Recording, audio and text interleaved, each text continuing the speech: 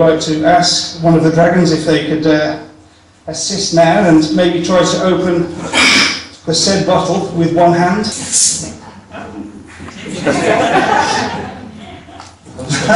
wasn't supposed to do that. This is called the easy porter. You simply load the bottle into the top, like that. You pour your drink in.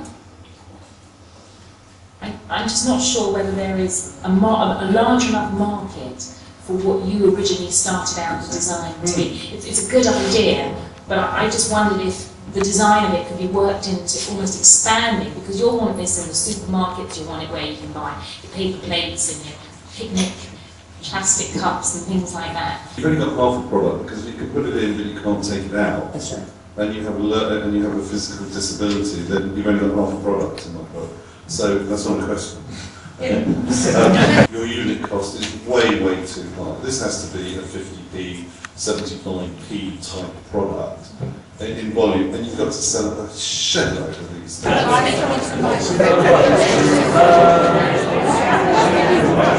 My name is Simon Marks, and it's an innovative new service that attaches a high contrast colour picture of the initials of the caller. I got a big D for when my daughter Danielle phoned me, and a big A for when my son Adam phoned me, and all my friends I could see as well.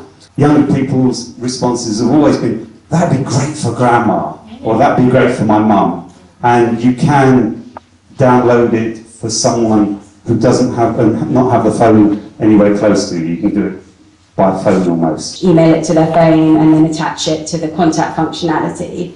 I don't know how difficult that is, and if you really would need to pay £5 to download something to help you do that. They certainly, those sort of people don't know how, a lot of them don't know how to use a remote control for a television nowadays. There's a tremendous conflict here between what is happening in the phone business and the fact of these apparently very elderly, simple people who can't see anything. Well, if they can't see anything and they're that simple, they're hardly going to use an app. And even if they find a grandson to do it for them, they'll get completely confused. So the problem is, in a way, it could be a sophisticated concept, but you're denigrating it, you're downgrading it to these people, these poor, whoever these people are, wandering along Redditch High Street, I don't know who they are, wondering if G is the Jeff who's calling. So I'm afraid that I'm out. I decided that after doing a textile degree, I wanted to do something 3D with it, a product that I could sell. I discovered this fabric, which is lace. I call it lace. That no one else uses. It's a technique that I have discovered in university. My long term is I would love to have a winter range and a summer range in, for example, Phoenix or Liberties, or a shop that stocks hats.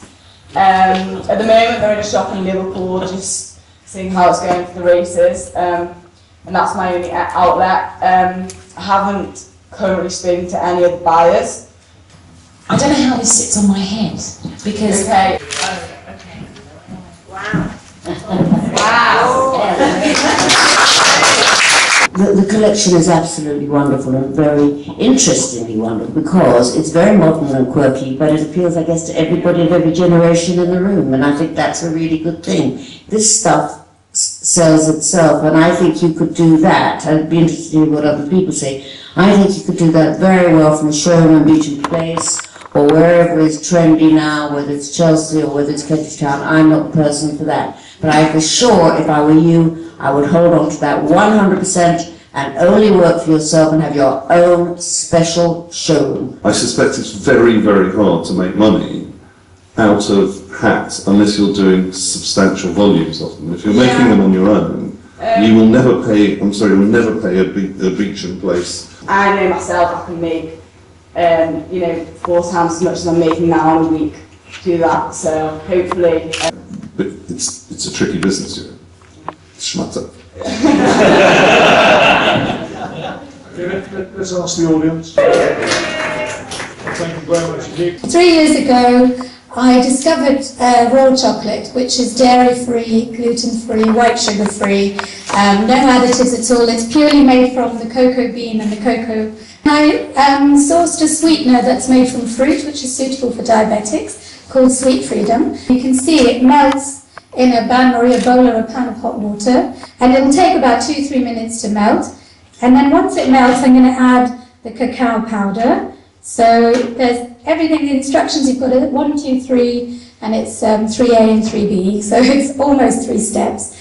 Can you just tell me a little bit about your competition, if there is any? Well, I was the first person in the world to develop these kits. I'm now stocked in retailers as well, so I'm in John Lewis food halls. And in the Oxford Street and Bluewater. As someone who has to confess has been put on a low GI diet, this is great. Yay! I'm sure Waitrose will take this on. It's absolutely up their alley. It's organic. It's it's ethical, fair trade. It's all this, and I would be amazed if they don't. There's more chocolate. More green than red. Well done. Thank you. My name's Gabriel Tiger John. Yes, that is my middle name. I thank my parents for that, obviously. Wasn't something to shout about in South London, I'll tell you about that now. I now manage a Sunday side, and it continues to amaze me what I see players clean their boots with on a Sunday morning. Pen knives, toothbrushes, twigs. I basically set about designing a brush myself that was durable, completely and utterly waterproof. It has got durable bristles and teeth underneath, which are made of thermoplastic elastomite, if you really need to know. There you go, Patsy, new one for you. It's on trial with the Arsenal junior gunners currently, and this week it goes on sale at the Arsenal club shop, the Armoury. What we really need is an injection of both capital and something that can bring a little bit more market exposure and awareness to the product. I'm sort of hoping that one of you might be able to help. Are you having this made in China? Are you having this made here? Outside the UK. And profit margins, does this work for you? Hugely. And with the follow-on products, so I think I like that idea. I was going to think it's a one-trick pony, but the fact that you've got these as well is how far down the line are you developing these? The picture. Well, first I declare an interest as the director of Saracens Rugby Club and co-owner. Did someone go ooh? I think it's terrific. I think, not that I do a lot of boot cleaning at home, but if I did, There and very, very little wet. Well done, thank you very much. In the end, and it wasn't totally on a gender basis, we came down to the view that it was Chocolate Chick that was the winner, not just an idea.